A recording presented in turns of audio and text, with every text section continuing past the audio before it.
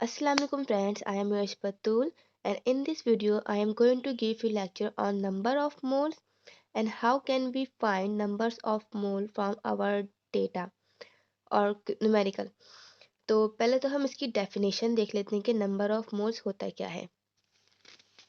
Definition के मुताबिक the mass of a substance which consist of equal quantity of basic unit, यानी कि कोई सब्सटेंस का मास है। यहाँ पे सब्सटेंस आपके पास carbon carbon dioxide magnesium chloride mean कोई भी सब्सटेंस हो, उसका जो मास है उसका जो वज़न है वो उसके पास जो उसके बेसिक यूनिट की इक्वल क्वांटिटी में कंसिस्ट करता होगा।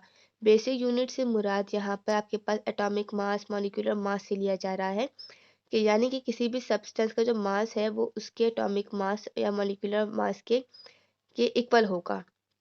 अगर इसको हम और थोड़ा सा समझना चाहें तो इसकी एक और डेफिनेशन यहाँ पे इस तरह से ली जा सकती है कि the mass of one mole of substance, कि जो एक सब्सटेंस का जो वन मोल का मास है is equal to the substance molecular weight, वो सब्सटेंस के मॉलिक्यूलर वेट के बराबर होगा।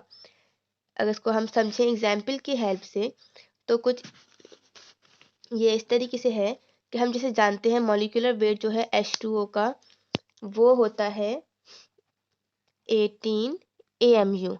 हम मॉलिक्यूलर वेट को AMU के अंदर लेते हैं। मॉलिक्यूलर वेट कैसे फाइंड आउट करते हैं ये आपको इंशाल्लाह मैं नेक्स्ट वीडियो में बताऊंगी। फिलहाल मॉलिक्यूलर वेट जो H2O का है वो 18 है।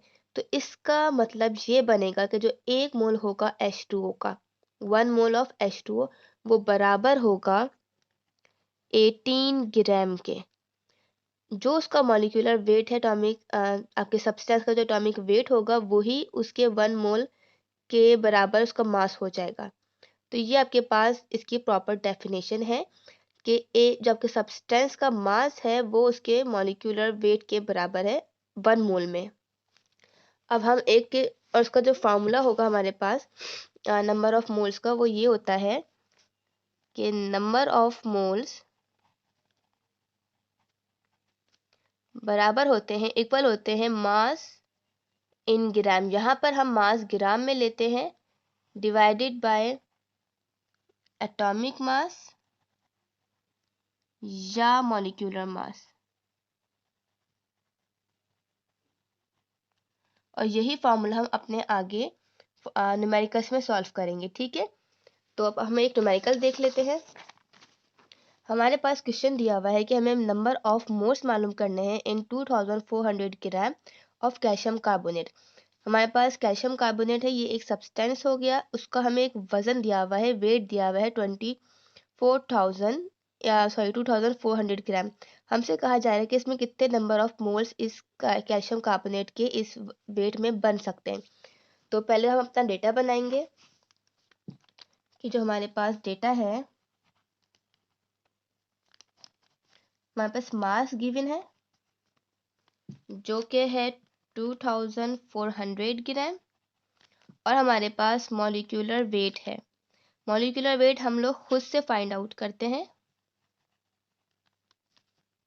मॉलिक्यूलर मास सॉरी या मॉलिक्यूलर वेट किसका, ऑफ कैल्शियम कार्बोनेट का, वो बराबर होता है 100 AMU के। अब हमें मालूम करना है नंबर ऑफ मोल्स। जो मालूम करना होता है उसको हम वो लिख के डेटा में ही अपने number of moles question mark लगा दिया। अब हम सॉल्व करेंगे। Here we have our formula, number of moles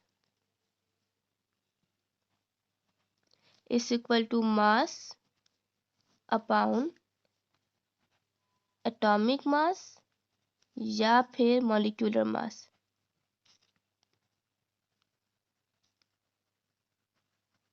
हमारे पास जो वैल्यूज थे उनको हम पुट कर देंगे। मास हमारे पास दिया हुआ है 2400 ग्राम, मॉलिक्यूलर मास हमने खुद से फाइंड आउट किया था 100 AMU। तो 2400 हमने लिखा, देन 100, तो 0 से 0 कैंसिल हो गए, तो हमारे पास जो नंबर ऑफ मोल्स आए हैं वो आए हैं 24 मोल्स। नंबर ऑफ मोल्स का यूनिट मोल्स होता है, तो डेट्स मीन इस न्यूमेरिकल को देख के ये पता चला कि हमारे पास 24 मोल्स जो होंगे कैल्शियम कार्बोनेट के, उनका जो मास होगा वो होगा 2400 ग्राम। ठीक है, अब एक और हम न्यूमेरिकल देख लेते हैं, जिसके अंदर फॉर्मूला हम यही अप्लाई करेंगे, लेकिन उसमें हमें मास मालूम करना होगा। जस्ट लाइक हमारे पास ये क्वेश्चन दिया हुआ है कि मास इन ग्राम हमें मालूम करना है, कैलकुलेट करना है of 3 moles of carbon dioxide, कि हमारे पास अगर 3 मोल्स दिए हुए हों कार्बन डाइऑक्साइड के तो उसमें कितना मास, कितना उसका वजन होगा। सो हमारे पास यहाँ पर नंबर ऑफ मोल्स गिवन है, जो कि हैं 3। मॉलिक्यूलर मास हमारे पास हमने खुद से फाइंड आउट करा हुआ है कार्बन डाइऑक्साइड का, जो कि होता है 44 AMU, and here we have to find mass. Formula हमारे पास वही होगा, numbers of moles is equal to mass divided by molecular mass।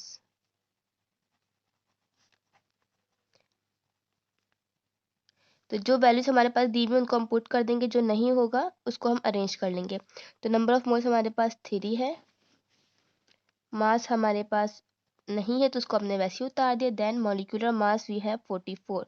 44 यहाँ पे डिवाइड है, वहाँ पे जाके मल्टीप्लाई हो जाएगा। तो 3 multiply by 4 is equal to 44 is equal to mass. इसको हम मल्टीप्लाई कर लेते हैं, तो इसका आंसर आता है हमारे पास मास इज इक्वल टू 132 ग्राम। तो इसका मतलब हमारे पास ये बना कि 3 मोल्स ऑफ कार्बन डाइऑक्साइड के अगर हमारे पास हैं, तो उन 3 मोल्स के अंदर हमारे पास 132 ग्राम ऑफ कार्बन डाइऑक्साइड होगा। ठीक है, आई होप कि आपको ये टॉपिक समझ में आया होगा। If you have any question regarding this topic so you can ask in comment box. Thank you, अपना बहुत सा ख्याल रखिएगा। अल्लाह हाफिज़।